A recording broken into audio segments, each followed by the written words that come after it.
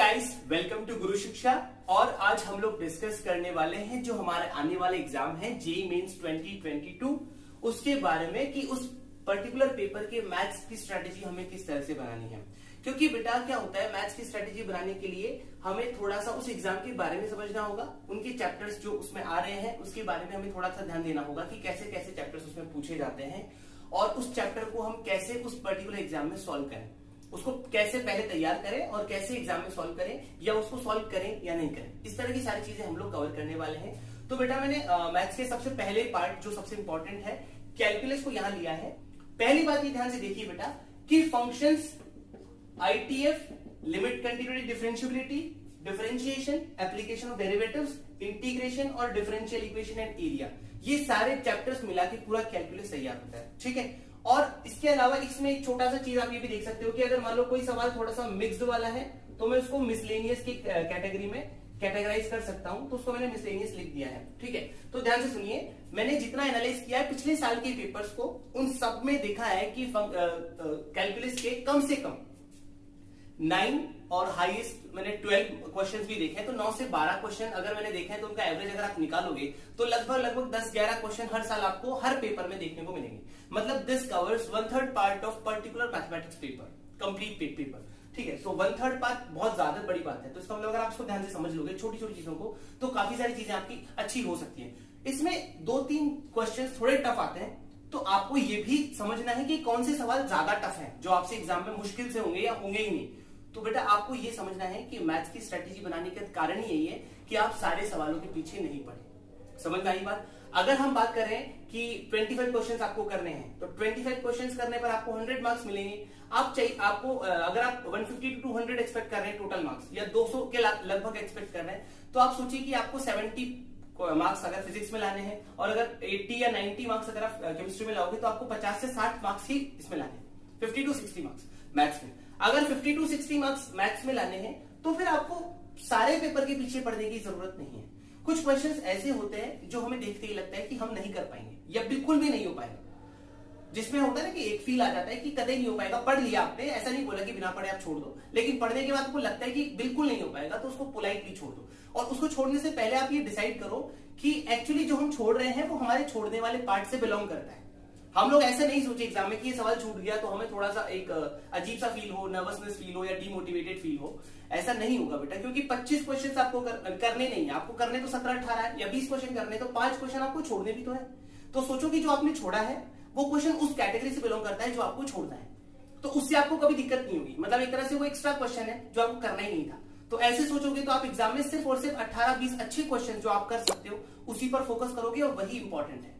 उन्हीं क्वेश्चंस पे फोकस करना है जो आपके लिए बने हैं, और जो क्वेश्चन आपको लगता है कि बिल्कुल नहीं हो पाएगा उसको पोलाइटली छोड़ो और आगे बढ़ो। क्योंकि आपको पेपर सॉल्व पूरा नहीं करना है, पेपर सॉल्व आप घर पे आके कर सकते हो, वहां पर आपको सिर्फ और सिर्फ अपना मैक्सिमम स्कोर करना है और you just have to extract maximum marks out of those particular questions. ठीक है बेटा। तो ध्यान से आपको मेरी बात सुनते जाना है। मैंने जो स्ट्रेटेजी अपनाई थी अपने मेंस के पेपर में आज से 10-8-9 साल पहले, तो उस टाइम पर मुझे मेरे टीचर ने बताया था कि आपको नॉलेज है लेकिन आप पेपर करते समय सारे क्वेश्चंस के पीछे पड़ जाते हो।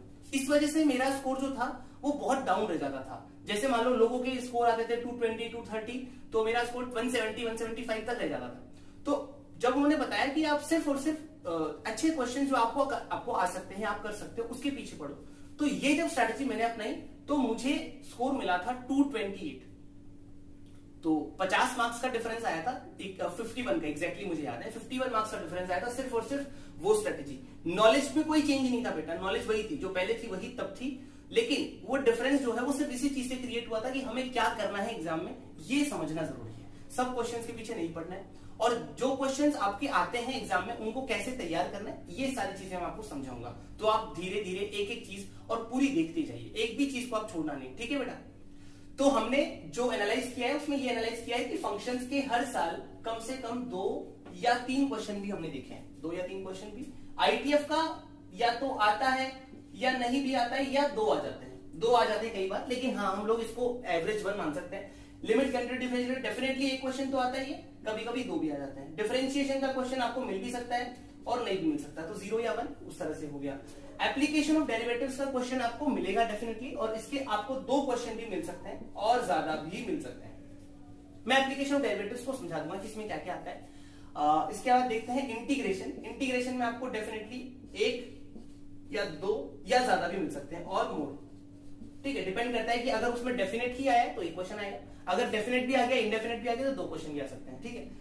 डिफरेंशियल इक्वेशन डेफिनेटली 2 क्वेश्चंस और मोर देन 2 क्वेश्चंस मतलब 3 क्वेश्चन भी आ सकते हैं। मिसलेनियस में आप मान सकते हो कि हो सकता है कि कुछ पार्ट आपस में मिक्स कर दें, तो ये आपस में ये नंबर भी चेंज हो जाएंगे। जैसे फंक्शन का क्वेश्चन मिसलेनियस में हो गया जो कि इंटीग्रेशन से रिलेट होता है, तो उसमें आप मान सकते हो कि 1 और 2 क्वेश्चन।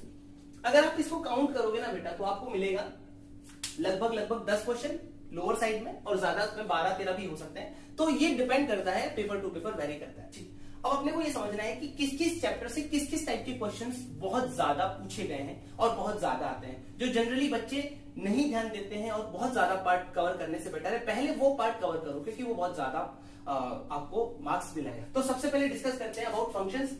तो आप ध्यान से सुनते जाना बेटा। फंक्शंस में आपको कुछ कुछ चीजें ध्यान देने की जरूरत है। जैसे मैंने जो जनरली नोटिस किया है उसमें सबसे ज्यादा मैंने नोटिस किया है कि एक मॉड्यूलस फंक्शन होता है, जो आपको पता है, जिसको अपन मॉड बोलते हैं। एक फंक्शन होता है ग्रेटेस्ट इंटीजर फंक्शन, ये भी बहुत इंपॉर्टेंट है, और एक होता है फ्रैक्शनल पार्ट ऑफ एक्स। ये भी तीनों फंक्शन आपको बहुत अच्छे से समझने हैं, मतलब इनका बेसिक डेफिनेशन आप सबको पता होगा, लेकिन उसके अलावा आपको और क्या समझना है, उसके अलावा आपको समझना है कि जैसे किसी भी पर्टिकुलर चीज के लिए मॉड लग जाए, जैसे मान लो मॉड ऑफ tan x है, मॉड ऑफ tan x, तो मॉड ऑफ tan x को आप सॉल्व नहीं कर पाओगे जब तक आप इसको डिफाइन नहीं करोगे। कैसा भी मॉड आ जाए, mod of x square minus 3 आ जाए, इसको भी आप तब तक सॉल्व नहीं कर पाओगे जब तक आप इसको प्रॉपरली डिफाइन नहीं कर दो। तो आपको प्रॉपरली डिफाइन करना है, तो उसके लिए आपको मॉड हटाना पड़ेगा। तो जब भी आपको मॉड्यूलस वाले क्वेश्चंस मिले तो उसमें मॉड हटाने का क्या तरीका होता है, जो अंदर पॉजिटिव बन रहा है जिस रेंज में या जिस डोमेन में, तो उस डोमेन के अकॉर्डिंगली आप उसको पॉजिटिवली ओपन करो। अगर वो नेगेटिव बन रहा है तो उस डोमेन के अकॉर्डिंगली आप उसको नेगेटिव्स के साथ ओपन करो। सेम चीज सबके साथ करनी है, साइन एक्स हो अंदर या साइन इनवर्स एक्स हो या कोई भी पर्टिकुलर फंक्शन हो, मॉड को आपको हटाना सीखना है। ये काम आपके इंटीग्रेशन में भी बहुत आएगा, ठीक है, इंटीग्रेशन में बहुत काम आएगा। जैसे एक सिंपल सी चीज बताता हूँ, integration of mod of x minus 2 या x स्क्वायर माइनस 2 dx, ऐसा कुछ सवाल पूछ लिया जाएगा तो आपको क्या करना है, वहां पे जो रेंज दी हुई है उसके अंदर उसको ओपन करना है और फिर उसके अकॉर्डिंग उसको सॉल्व करना है, ठीक है, यही काम आपको करना पड़ेगा।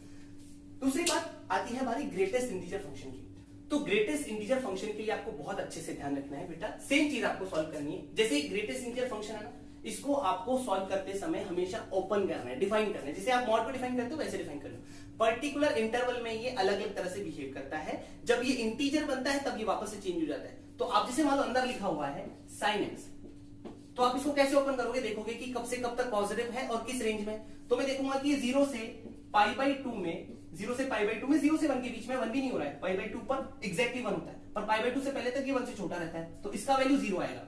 अगर मान लो आप एग्जैक्टली π/2 रखोगे तो ये 1 आ जाएगा, अगर आप नेगेटिव साइड में चले जाओगे तो -1 आ जाएगा। समझ में आ रही बात? तो इस तरह से आप इसको ओपन करो, उस डोमेन के लिए अलग सॉल्व करो, इसके लिए अलग सॉल्व करो, बिल्कुल लल्लू क्वेश्चन हो जाएगा। अगर अदरवाइज आप इसको ऐसे देखते रहोगे तो देखते ही रहोगे, कोई भी और तरीका नहीं है इसका। सिमिलरली आपको फ्रैक्शनल पार्ट ऑफ एक्स के लिए भी सॉल्व करना है।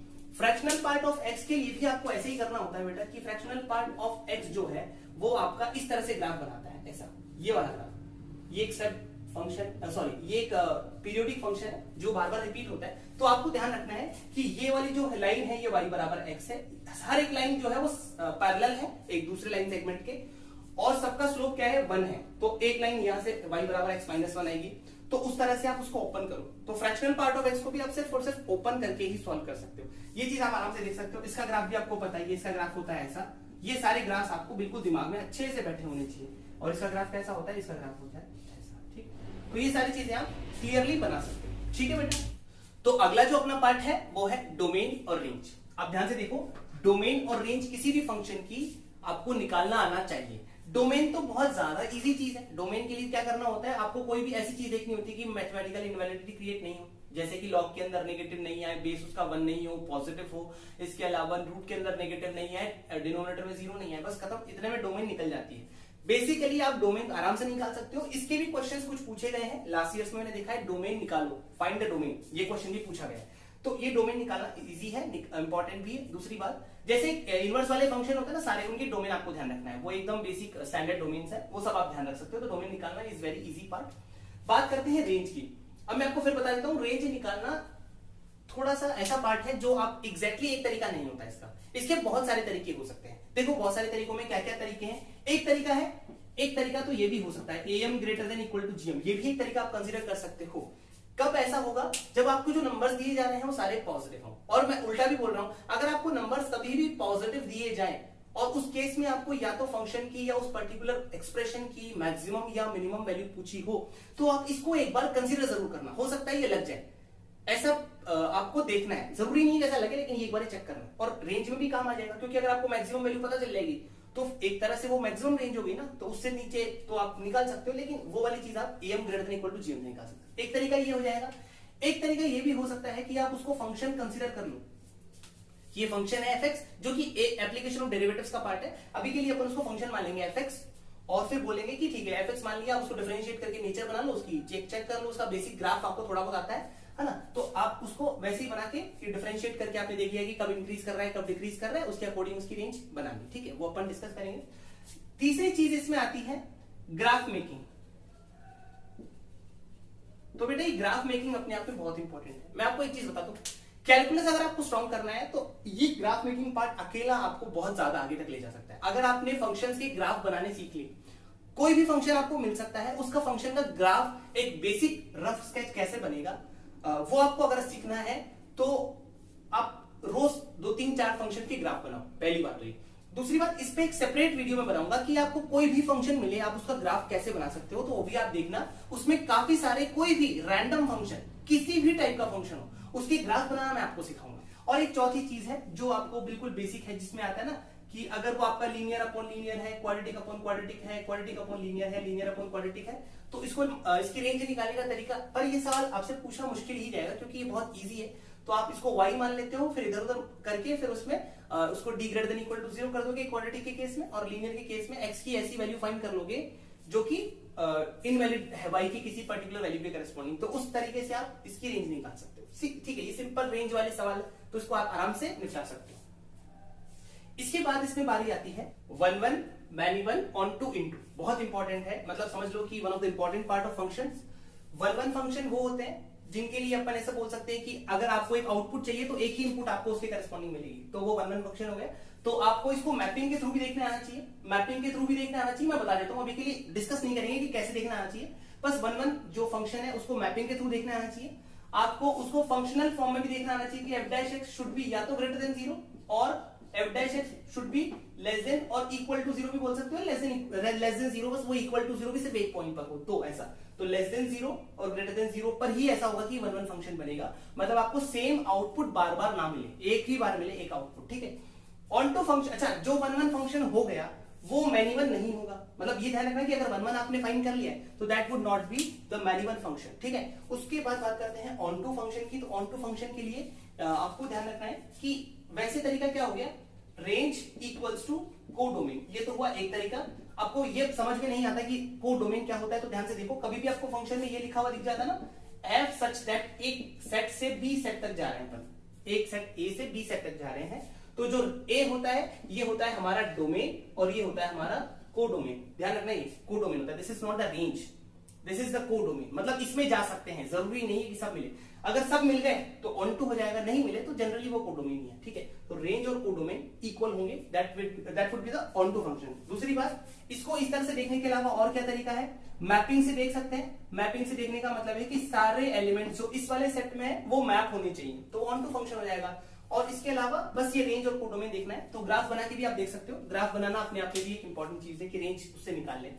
जो फंक्शन ऑन टू है वो फंक्शन इनटू नहीं होगा, ये सिंपल चीज है, और जो ऑन टू नहीं है वो इनटू होगा। जो 1-1 है मैनी 1, मतलब इन दोनों का आपस में रिलेशन है, इन दोनों का आपस में रिलेशन है, इन दोनों का आपस में रिलेशन नहीं है, मतलब 1-1 होगा तो ऑन टू हो भी सकता है, नहीं भी हो सकता। ठीक है, दूसरी बात, 1-1 और ऑन टू फंक्शन दोनों एक साथ हो जाएंगे तो फंक्शन कैसा कहलाएगा, बाइजेक्टिव।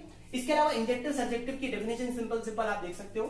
1-1 और ऑन टू फंक्शन अगर कोई एक टाइम पर हो जाता है तो इसका मतलब है कि वो फंक्शन कैसा होगा हमारा, इन्वर्टिबल। इसके बाद इसमें एक पार्ट आता है नंबर ऑफ सॉल्यूशन वाला। नंबर ऑफ सॉल्यूशन वाला कुछ पार्ट आप फंक्शंस में कंसीडर कर सकते हो, कुछ पार्ट एप्लीकेशन ऑफ डेरिवेटिव्स में भी कंसीडर कर सकते हो।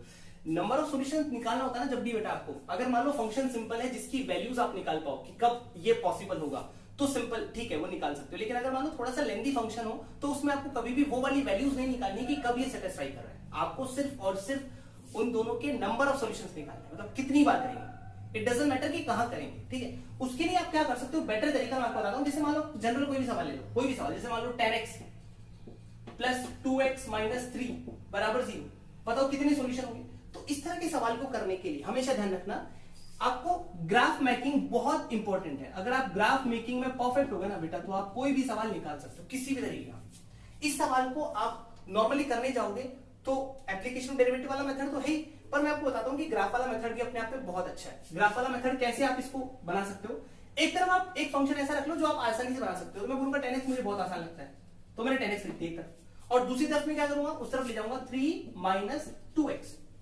अब मैं क्या करूंगा, ये दोनों बराबर होंगे तब ये 0 हो जाएगा, एग्जैक्टली। तो 10x का ग्राफ बना देंगे। 10x का ग्राफ बनाना मुझे आराम से आता है, ऐसा ग्राफ होता है उसका,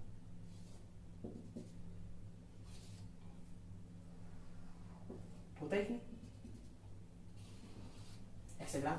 तो ये ग्राफ बना दिया। 3 माइनस 2x का ग्राफ मुझे बनाना आता है क्योंकि ये नेगेटिव स्लोप वाली लाइन है कि नहीं, ये y बराबर 3 माइनस 2x का ग्राफ बनाना थोड़ी बड़ी बात है। माइनस 2x प्लस 3 हो गया, नेगेटिव स्लोप पॉजिटिव इंटरसेप्ट, तो इसका मतलब ये ग्राफ कुछ ऐसा बनेगा। आपस में देख लो कि किस डोमेन, अच्छा डोमेन भी दी जाएगी आपको, नहीं तो ये इंटरसेक्ट बहुत बार कर सकती है, तो आपको पर्टिकुलर डोमेन में देखना है कितनी बार इंटरसेक्ट करेगी, that would be the number of solutions of this. ऐसे बना के देख लो ना इसमें, जैसे मान लो मुझे इतना ही दिया हुआ है तो ये 1 और 2, मान लो उधर का भी दिया हुआ है तो 3 बार कट कर देगी, तो जितनी बार कट करेगी वही हमारे नंबर ऑफ सॉल्यूशंस होंगे। ऐसा ये मैंने सिर्फ एक रैंडम एग्जांपल लिया, ऐसे इनफाइनाइट एग्जांपल्स बन सकते हैं। जो क्वेश्चंस आए ना उनको ट्राई करना कि ग्राफ मेकिंग से कर दो।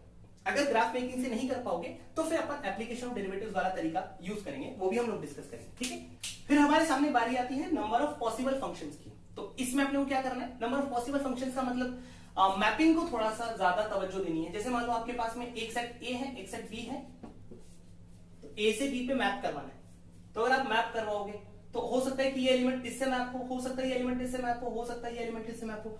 तो आपको सवालों में बहुत सारे तरीके से पूछे जा सकते हैं, जिसमें थोड़ा बहुत पीएमसी का यूज भी करना पड़ेगा, परम्यूटेशन कॉम्बिनेशन का। तो उसमें क्या होता है कि बताओ कि कितने तरीके के मैक्सिमम फंक्शन बन सकते हैं। तो ये थोड़ा बहुत नॉलेज हल्की सी, इस पे भी थोड़ा ध्यान देना। 2-4 सवाल ऐसे भी पिछले साल में मैंने देखे जो कि अभी अपकमिंग एग्जाम में आ सकते हैं, क्योंकि वो ट्रेंडिंग सवाल है, ठीक। तो एक बार ऐसे भी सवालों पे थोड़ा ध्यान देना कि पॉसिबल फंक्शंस कैसे निकालते हैं। जैसे एक सिंपल सी चीज मैं आपसे पूछूं, एक सेट है आपके पास में ए बी, इधर मान लो 1 और 2 है, तो बताओ इससे इसमें कितने फंक्शंस बन सकते हैं। तो मैं बोलूंगा कि फंक्शन तो बनाने हैं तो आपको इधर से एरो निकाल के उधर जाके मैप करवाना है। तो ए कितने तरीकों से जा सकता है, 2 तरीकों से जा सकता है, समझ में आई बात। बी भी कितने तरीकों से जा सकता है, 2 तरीकों से जा सकता है। तो ऐसे कितने फंक्शंस पॉसिबल है, 2 इंटू 2। जैसे ए 2 तरीकों से गए, इंटू उसके करस्पॉन्डिंग बी भी 2 तरीकों से गए, तो ऐसे करके 4 फंक्शंस पॉसिबल। ऐसे करके नंबर ऑफ पॉसिबल फंक्शंस या number of possible onto functions या number of possible this kind of functions which have this condition, इस टाइप के सवाल आपसे पूछे जा सकते हैं। तो एक बार आप उस पर थोड़ा सा नजर मारिएगा, वो बिल्कुल आसानी से हो जाएंगे, ठीक।